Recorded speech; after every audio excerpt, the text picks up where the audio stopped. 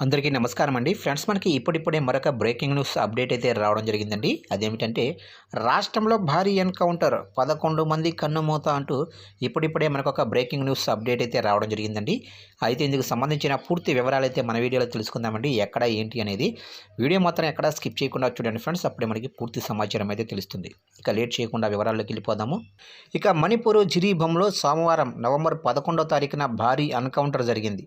ఈ ఎన్‌కౌంటర్‌లో 11 మంది అనుమానిత కుకీ ఉగ్రవాదులు హతమయ్యారు. ఉగ్రవాదులతో జరిగిన ఎదురు కాల్పుల్లో పలువురు సిఆర్‌పీఎఫ్ జవాన్లు కూడా గాయపడినట్లు తెలుస్తుంది.